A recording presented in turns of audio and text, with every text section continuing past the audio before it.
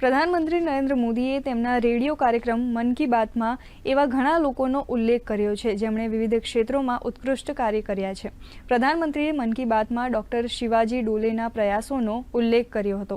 તેઓ Venkateshwar cooperative power and agri processing લિમિટેડના chairman છે। તેમણે ઘણા ભૂતપૂર્વ સૈનિકો અને ખેડૂતો સાથે આ સહકારી સંસ્થા શરૂ કરી છે। પ્રધાનમંત્રી મોદીના પ્રોત્સાહન પછી આજે 86,000થી વધુ લોકો આ સંસ્થામાં જોડાયા છે। दूरदर्शन की टीमें डॉक्टर शिवाजी साथे खास बातचीत करी हती।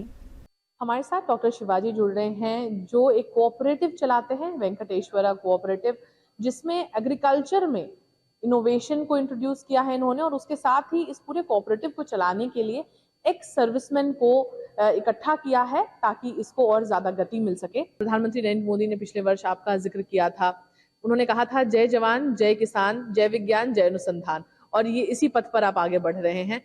क्या आपने किया है और अभी तक की जर्नी कैसी रही है? 28 मई 2023 में इस देश के माननीय पंतप्रधान नरेंद्र मोदी जी साहब ने मन की बात में निवृत्त जवान और किसान को प्रोत्साहन दिया।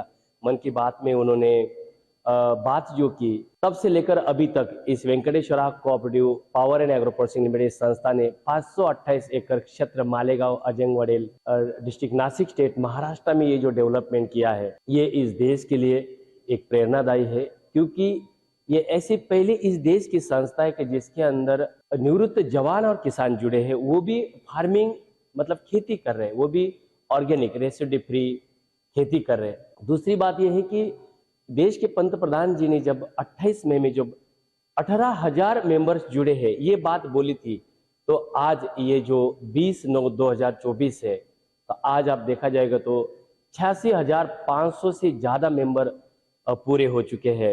एक गिर गांव माता से गोबर के माध्यम से धूप कोन, पंचगव्य अगरबत्ती, इको फ्रेंडली नेचुरल पेंट, उसके बाद वर्मी कंपोस्ट और पूरी खेती रेसिड्यू फ्री खेती कर रहे हैं। यूरोप तक हम एक्सपोर्ट कर रहे हैं।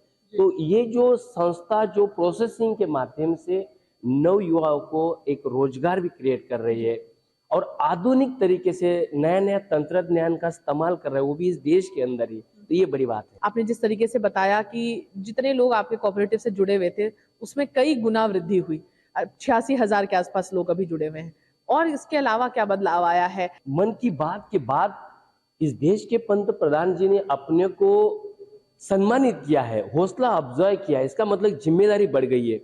ये समझ के हमने कर्नाटक स्टेट के अंदर एक काजू प्रोसेसिंग प्लांट लगाया। इस साल में बोलने के लिए श्रम नहीं लगना चाहिए, कम से कम 10 करोड़ का काजू हम फार्मर लोगों को खेती में जाके उनसे परचेज करवा के 2 दिन के अंदर संस्था के अकाउंट से पैसा बायबैक किया है, वो भी मार्केट से एक्स्ट्रा पैसा दिया है। एक्सपोर्ट्स की आपने बात की, तो भविष्य में क्या इसके लिए कोई रोड मैप तैयार है, कोई रणनीति है? पहला रोल मॉडल हम अपना मालेगांव में खड़ा किया हुआ है। खेती से उगाया हुआ माल को हम